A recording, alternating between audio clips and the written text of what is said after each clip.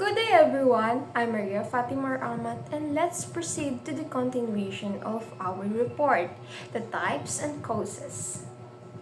First type is the conduct disorder. Ano nga ba ito?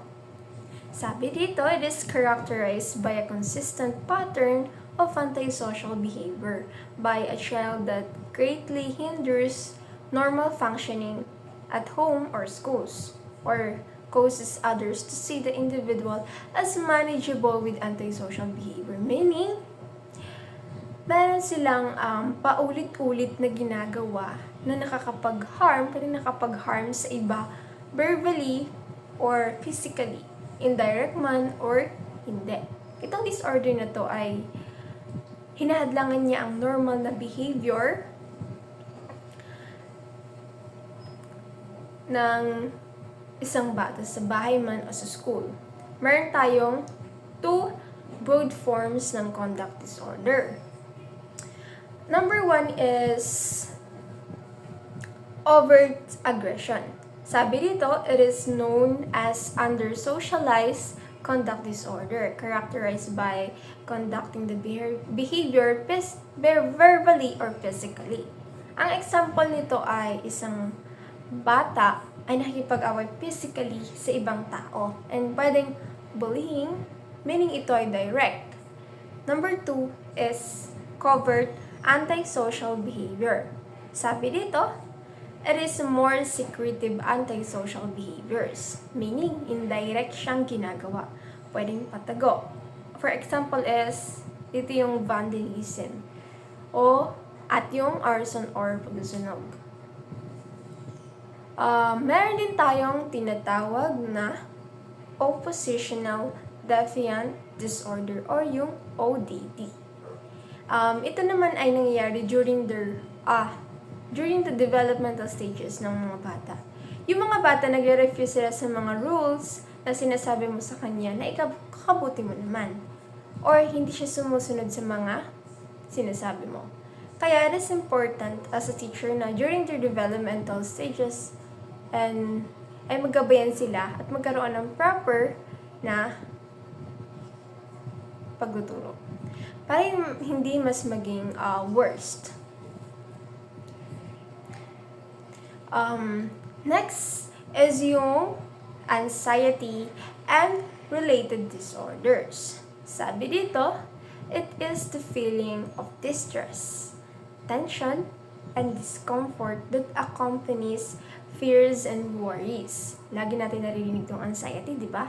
Itong anxiety ay normal nating nafe-feel kapag tayo takot na takot na something na takot na takot tayo. Naging disorder lang siya kapag excessive na siya at hinahadlangan niya na yung pang-araw-araw natin na interaction natin. Pwedeng sa pagtulog, kung hirap matulog dahil sa kakaisip at takot, sa school or sa social environment.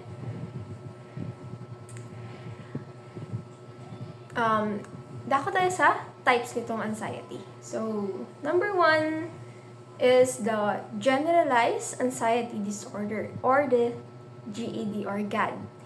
Sabi dito, it is characterized by a chronic and exaggerated concern that disrupts regular daily functioning. Ito ay mental na condition kung saan nafe-feel nila na natatakot sila or nag-worry sa anumang bagay o sitwasyon kahit wala namang reason to worry. Halimbawa, ito yung intense worry on the safety of your loved ones. Hindi ka makatulog sa gabi kasi sa kakaisip at kapapangamba kahit wala naman rason na dapat ipangamba. And number 2, phobias. Very familiar na sa atin to kasi lagi nating naririnig or each one of you meron ganito. Sabi dito, it is an exaggerated and enduring fear of a particular object, circumstances, or action that is typically not dangerous. Example, meron mga tao na takot sa spiders. Kung para sa iba, normal lang, pero para sa kanya, dangerous ito. Kaya, siya natatakot. Marami pang ibang types ng phobias, hindi lang sa object, pwede rin sa mga actions or sabi nga sir, circumstances. So, number 3 na tayo. Number 3 na type is the obsessive or compulsive disorder. Ito naman is, kapag sinabing obsession, ito yung mga intrusive thoughts na involuntary na nag-enter sa ating mind. Tapos, ito mahirap na i-control. Yung compulsive naman ay paulit-ulit na ginagawa, repetitive. For example, repetitive checking of locked doors, kahit kasasara mo lang. And yung paghuhugas ng kamay kahit kakahugas mo lang minutes ago. Next is the number 4, anorexia nervosa. Ito ay intense concern with maintaining a low body weight. Ito yung mga tao na takot mag-gain ng weight kahit napayat na sila. Feeling nila mataba lang sila, kaya nagre-refuse silang kumain. Ito ay nag-lead sa malnutrition. For example, yung isang student nag-decline na kainin yung snack because of the fear of gaining weight. Yun yung anorexia nervosa. Number 5, kung merong anorexia nervosa, meron tayong bulimia nervosa. Consumption of large amounts of food known as binge eating, then prevented through various methods such as self-included vomiting. Kung sa anorexia nervosa ay ayaw nilang kumain, dito naman ay naglalak sila sa pag-control na kumain. And then, after that, meron silang compensatory behavior like isusuka nila yung kinain nila. Kasi they are fear of gaining weight. For example, a student who consume a huge amount of food but later on poke their throat to vomit. That is the example of bulimia nervosa. Then, dako tayo sa number 6, post-traumatic stress disorder or the PTSD. Dito naman, ito ay long-lasting repetitive emotional and behavioral responses after experiencing extraordinary traumatic incident. Meaning, meron silang past experiences na nag-cause sa kanila ng trauma. Kaya sila nagpapanik at natatakot. Example, yung student who heard the car backfire went into panic because it reminded her about the gunshot during shooting. So that is the post-traumatic stress disorder. Number 7, selective mutism. Selective mutism, sabi nito, it's an ability to speak in specific social context because of some factors. Pwedeng pinuforce sila ng ibang tao, mga parents nila or something. May napanood ako pinuforce siya ng parents niya, kaya naging selective mutism. Or dahil sa trauma or past experiences. For example, yung child ay komportable na magsalita sa kanyang classmate, but hindi siya makapagsalita kapag sa teacher na. Pwede din sa ibang tao, depende kung saan siya comfortable at kailan lang siya naging mute. Next is, dako na tayo sa depression. Sabi dito, it is a major depressive disorder, severe mental illness that has a detrimental impact on one's emotions, thoughts, behaviors, and perceptions of the world. Kung sa anxiety, they feel extreme worries and fears. Dito naman ay yung sadness, emptiness, kaya nag-lead siya sa, hindi naman nag-lead. Meron silang idea na mag-suicide. According to Matheson, 2014, today's child psychiatrists recognize that depression may occur among youngsters with EBD or emotional and behavioral disorder. And ito yung mga symptoms na common among children and adolescents. Dramatically diminished interest in all activities. Nakawalan sila ng gana sa lahat ng activity. Halimbawa, yung bata, ayaw na niyang makipaglaro, manood ng TV, mag-games, ganyan, gumawa ng ibang bagay, nakatulala lang, o nakaupo sa gilid. Depressed mood or general irritability. Disturbance of appetite, kaya sila nag-gain ng weight, minsan naman sobrang pagkapayat, ganon. Disturbance of sleep, pwedeng hirap silang matulog or sobra naman sa pagtulog. Loss of energy and feeling niya lagi siyang pagod, ganon. Feelings of worthless, feeling nila wala na siyang purpose, ganon, walang pag-asa, kaya nagkakaroon ng, idea na mag-suicide. That is the symptoms of depression. Let's proceed to the disorders of thinking, communicating, and stereotypical behavior.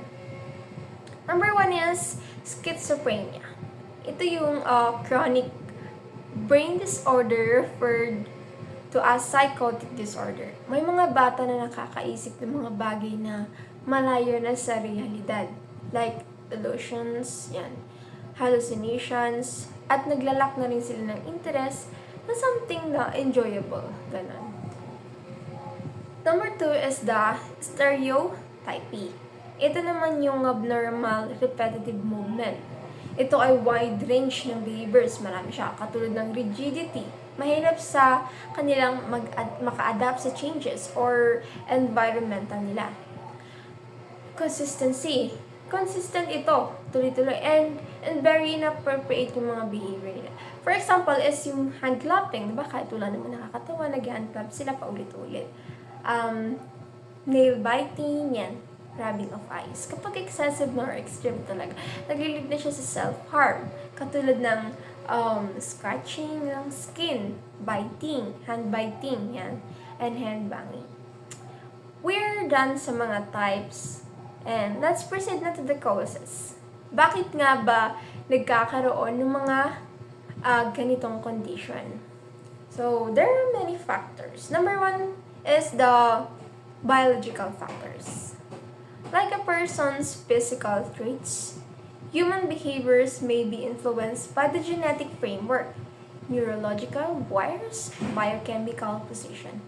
May mga parents naman na meron silang may mga parents na meron silang genes ng mga emotional disturbance. So, pwedeng maipasa sa kanilang offspring or mga anak. Number 2 is the family factors.